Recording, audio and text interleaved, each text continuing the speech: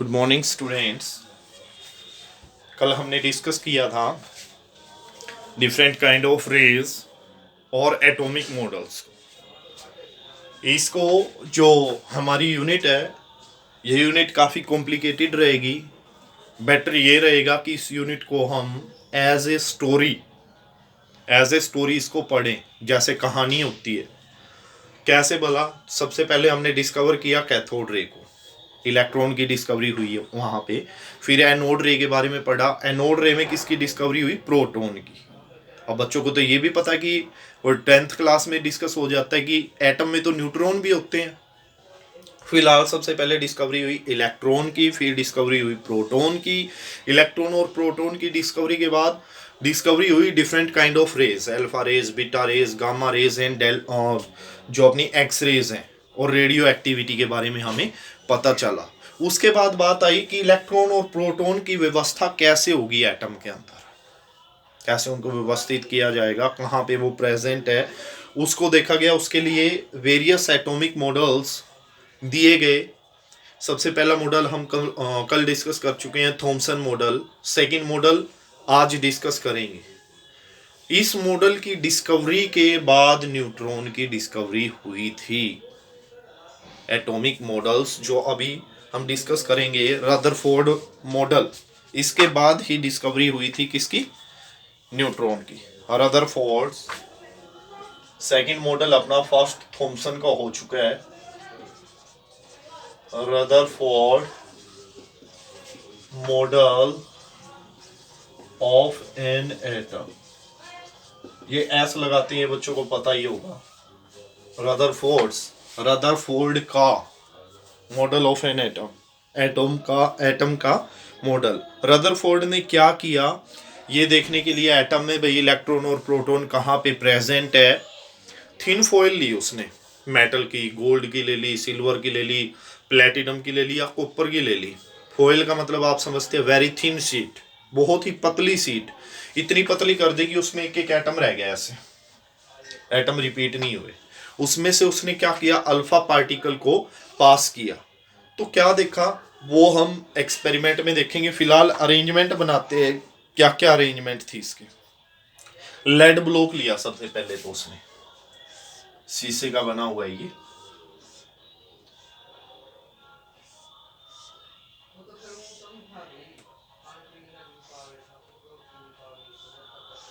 ये क्या लिया, लेड ब्लॉक। इसके सेंटर पे क्या रखा, रेडियो एक्टिव सब्सटेंस। किस लिए रखा radioactive substance? Alpha rays को प्रोड्यूस करने के लिए। रेडियो एक्टिव सब्सटेंस ये क्या प्रोड्यूस करेगा? अल्फा रेस या अल्फा पार्टिकल्स। ठीक है, इन पार्टिकल को हमने किसके ऊपर गिराया? यहाँ पे लेते हैं हम थिन फॉइल, लेते हैं मेटल की। गोल्ड फॉइल ले सकते हैं आप, प्लेटिनम फॉइल ले सकते हैं, सिल्वर फॉइल ले सकते हैं, कॉपर फॉइल ले सकते हैं। Thin gold foil. यहाँ पे उसने ले रखी है स्लिट। स्लिट किस लिए ली जाती हैं? बीम को नैरो बनाने के लिए, ताकि ये फैले ना, अल्फा पार्टिकल इधर उधर ना जाए, ये स्ट्रेट जाके किसे टकराएं? थिन गोल्ड फॉइल से। और यहां से टकराने के बाद अल्फा पार्टिकल कहां जाएंगे?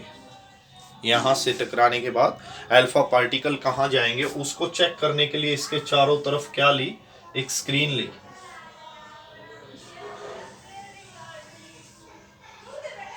ये किसकी स्क्रीन है? ZNS screen.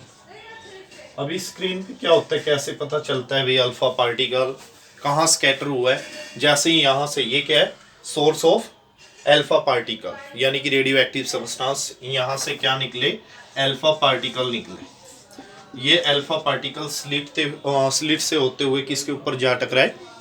जो अपनी थिन फॉइल है। थिन फॉइल पे जाने के बाद ये इधर उधर स्कैटर होंगे, और वो स्कैटरिंग हमने कहाँ देखी? जो ZNS स्क्रीन है, ZNS की स्क्रीन ली है, मूवेबल स्क्रीन है ये। तो अल्फा पार्टिकल यहाँ टकराएंगे, यहाँ पे क्या प्रोड्यूस होगी? स्किंटिलेशन। बाय चांस यहाँ टकराते हैं, यहाँ भी क्या प्रोड्यूस होगी?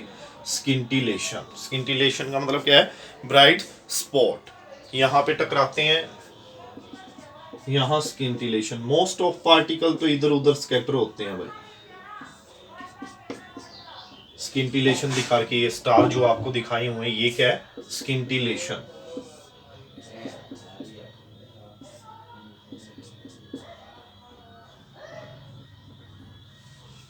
तो ये अपनी अरेंजमेंट है।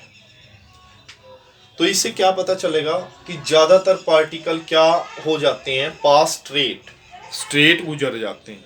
किस में से? Through the gold foil. Most of particle pass straight through the gold foil.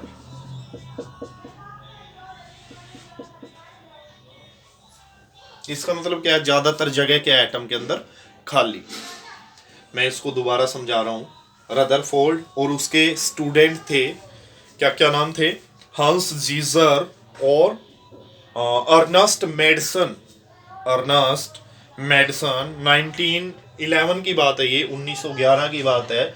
उन्होंने क्या किया, अल्फा पार्टिकल को स्कैटर करवाया। क्या पढ़ रहे हैं हम, रदरफोर्ड का मॉडल। और ये मॉडल काफ़ी हेल्पफुल था। थॉमसन मॉडल ने हमारी इतनी हेल्प नहीं की, उसने बस ये बताया था कि सारा का सारा जो मास है एटम का वो यूनिफॉर्मली डिस्ट्रीब्यूट है। तो अभी हम इस एक्सपेरिमेंट को करते हैं। और यहाँ पे किसकी डिस्कवरी हुई थी, डिस्कवरी ऑफ न्यूक्लियस। न्यूक्लियस क्या है, जहाँ पे क्या प्रेजेंट होते हैं, प्रोटॉन, सेंटर, एटम का centre. Rutherford and his students, कई बार कोवर्कर भी लिख दिया जाता है, स्टूडेंट्स की बजाय कोवर्कर्स, जो उसको कोऑपरेट कर रहे थे। क्या क्या नाम थे, एक तो अर्नस्ट मेडिसन था और एक हंस जीजर। हंस जीजर, ये कोई कंपल्सरी नहीं है भाई, इनको याद करें आप। एंड अर्नस्ट मेडिसन 1911 में क्या किया इन्होंने, एक्सपेरिमेंट परफॉर्म किया। Perform an experiment of scattering of alpha particles by the thin sheet of metal। एक एक्सपेरिमेंट परफॉर्म किया। कौन सा एक्सपेरिमेंट, स्कैटरिंग, बिखेरना अल्फा पार्टिकल को, किसके द्वारा, by the thin sheet of metal. Metal कौन सी होती है ये, metal of 100 mm thick, like gold की भी हो सकती है, सिल्वर की भी हो सकती है, प्लेटिनम की भी हो सकती है, और कॉपर, इवन कॉपर की भी हो सकती है, बट लेते किसकी हम, गोल्ड की।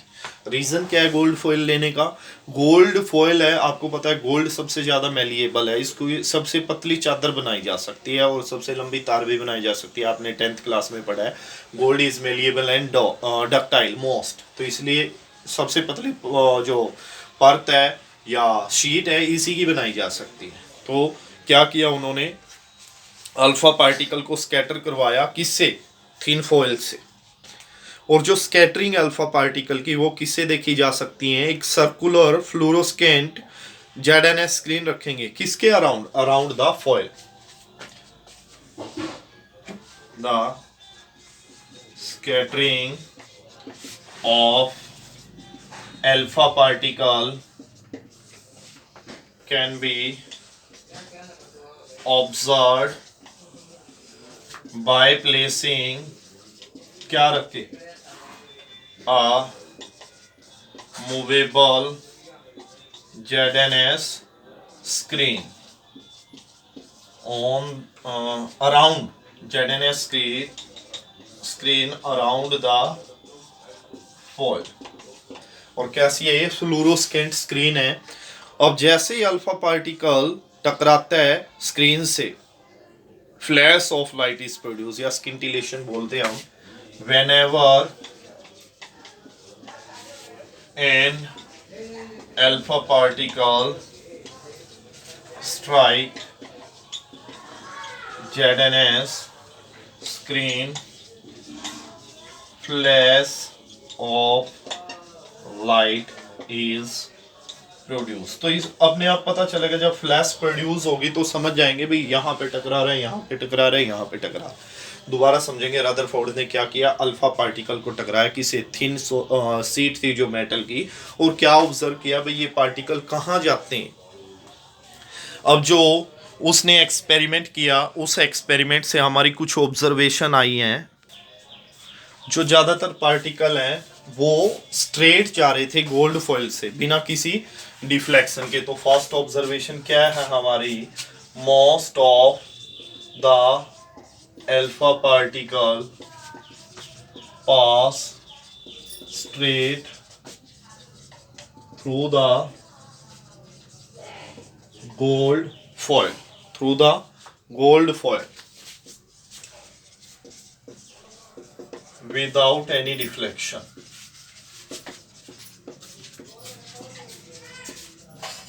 डिफ्लेक्शन का मतलब होता है अपने पथ से विचलित होना, इधर उधर जाना। तो ज्यादातर अल्फा पार्टिकल क्या हो रहे थे, पास हो रहे थे स्ट्रेट, किस में से, गोल्ड फॉइल में से, बिना मुड़े। इससे क्या निष्कर्ष निकलता है, निष्कर्ष ये निकलता है, और ज्यादातर पार्टिकल स्ट्रेट तभी निकलेंगे जब उनके रास्ते में कुछ ना आए। अगर रास्ते में कोई अनदर पार्टिकल आता तो वो उससे टकराकर इधर उधर जाते।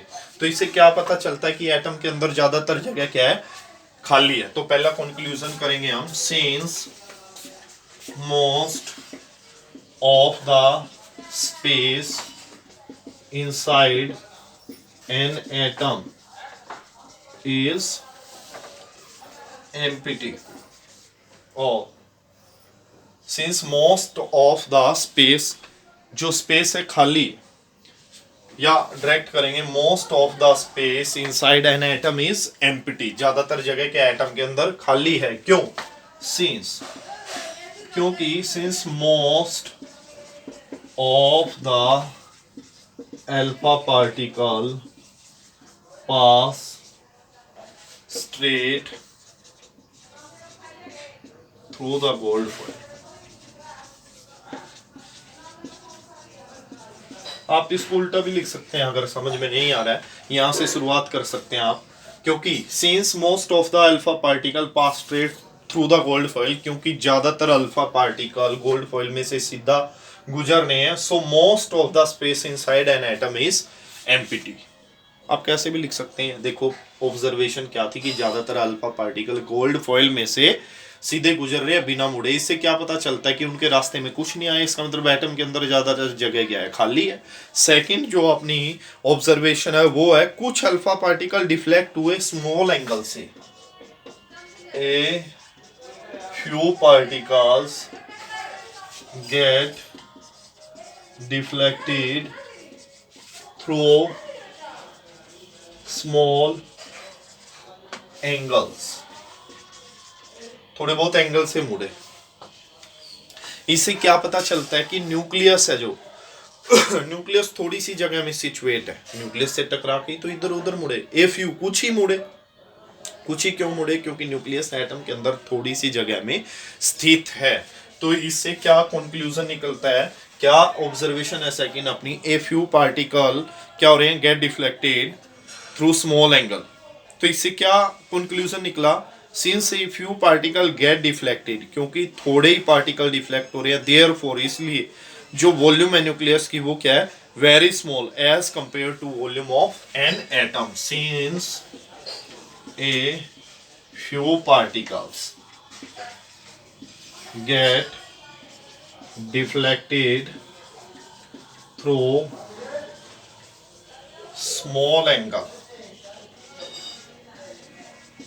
क्योंकि कुछ ही पार्टिकल डिफ्लेक्ट हुए हैं स्मॉल एंगल से, इसीलिए therefore the volume of nucleus is, क्या है वॉल्यूम न्यूक्लियस की, वॉल्यूम थोड़ी सी जगह में स्थित है। इसका मतलब वॉल्यूम क्या है, वही स्पेस तो है जो घेर रहा है, वही तो उस स्पेस को तो बोलते हैं। तो इससे क्या पता चलता है therefore a few particle since a few particle get deflected through small angle, क्योंकि कुछ ही particle deflect हो रहे हैं small angle से, therefore the volume of nucleus is very small. किसके comparison में? As compared to volume of an atom. मतलब atom के अंदर न्यूक्लियस थोड़ी सी जगह में स्थित है। जो सेकंड कंक्लूजन अपना ये निकलता है। थर्ड, ए वेरी फ्यू, बहुत ही कम, और कितना होता है 20,000 में से एक particle, out of 20,000 a very few alpha particle get deflected through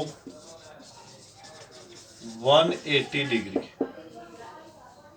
बहुत ही कम पार्टिकल, अल्फा पार्टिकल डिफ्लेक्ट हुए थ्रू 180 डिग्री, मतलब जहां से वो जा रहे थे वहीं से वापिस आ रहे हैं।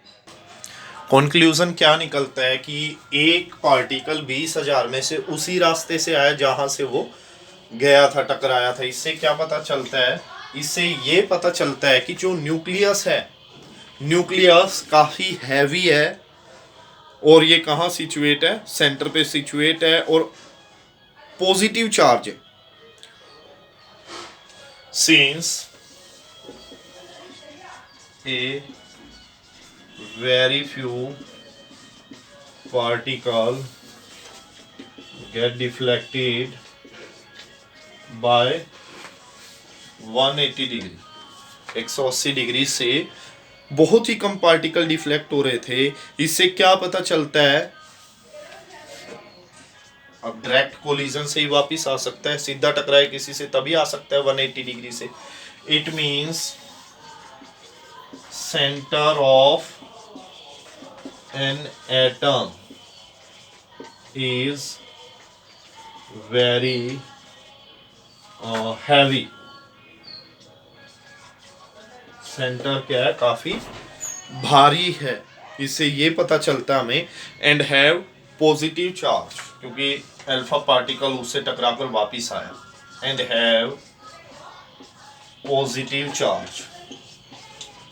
और इसको हम क्या बोलते हैं? जो पॉजिटिव चार्ज का हैवी मास सेंटर पे स्थित होता है एटम को, इस एटम के, इसको बोलते हैं हम nucleus. This part of atom is known as, क्या बोलते हैं? न्यूक्लियस। तो न्यूक्लियस की डिस्कवरी हुई थी रदरफोर्ड मॉडल में। हमें ये पता चला था कि सेंटर पे क्या है? न्यूक्लियस होता है। इसमें क्या होते हैं? प्रोटॉन होते हैं। अब इन्हीं ऑब्जर्वेशन और कंक्लूजन के आधार पर रदरफोर्ड ने अपना मॉडल दिया। इन कंक्लूजन के बेस पे वो मॉडल भी आज पढ़ेंगे हम। ड्रॉबैक्स भी है, कमियां भी थी इस मॉडल में। वो कमियां आज मैं डिस्कस नहीं करवाऊंगा, क्योंकि उनमें समय लगेगा और लेक्चर काफी लेंथी हो जाएगा। तो अभी हम पढ़ेंगे Rutherford model of an atom. इसी टॉपिक में आएगा ये। On the basis of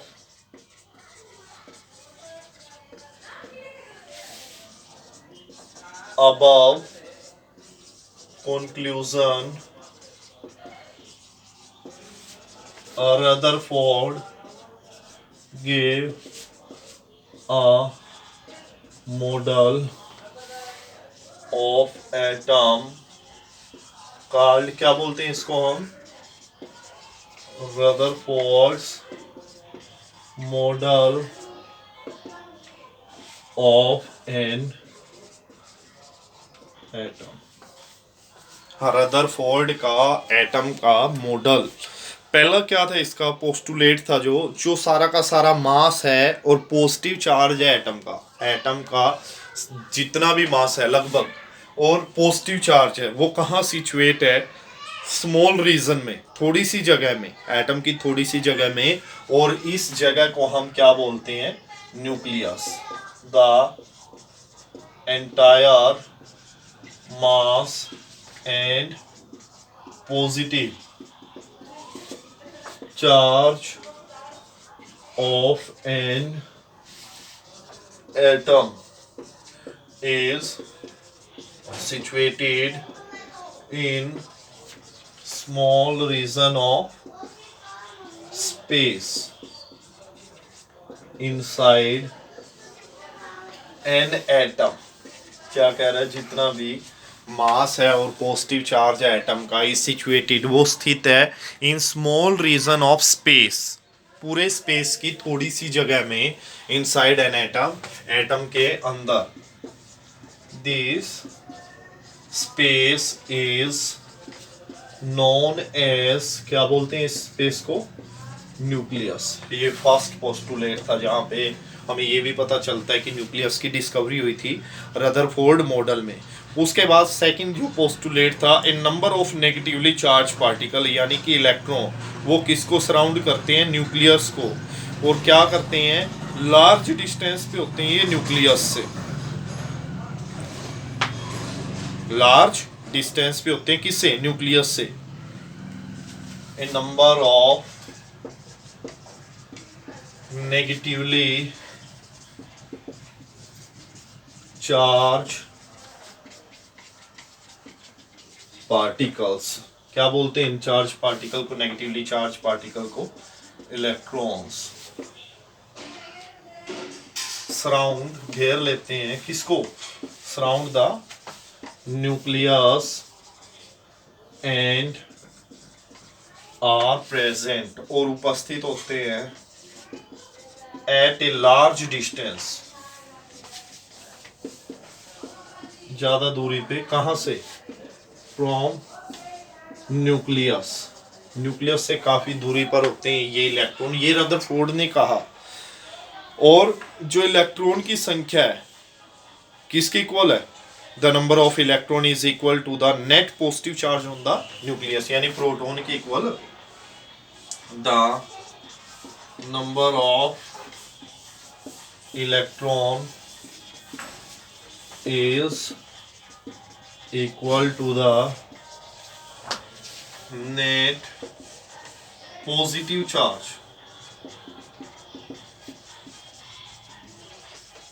on the nucleus, nucleus का जितना पॉजिटिव चार्ज है, यानी जितने इलेक्ट्रॉन है उतने ही क्या है, प्रोटॉन है। थर्ड पोस्टुलेट है, इलेक्ट्रॉन रिवॉल्व करते हैं न्यूक्लियस के चारों सर्कुलर पाथ में, और इन सर्कुलर पाथ को हम क्या बोलते हैं, ऑर्बिट। इलेक्ट्रॉन और revolve around the nucleus in circular path. These circular paths are known as orbit. Next postulate है हमारा इलेक्ट्रॉन और न्यूक्लियस, वो आपस में किससे जुड़े होते हैं, इलेक्ट्रोस्टैटिक फोर्स से। टू अपोजिट चार्ज है भाई, वो किससे, डिस्टेंस भी है उनके बीच, इलेक्ट्रोस्टैटिक फोर्स हो गया, इलेक्ट्रोस्टैटिक फोर्स क्या होता है, two equal and opposite charge separated by some distance, then the force operating between the particles. Electron and positive charge, यानी कि प्रोटॉन,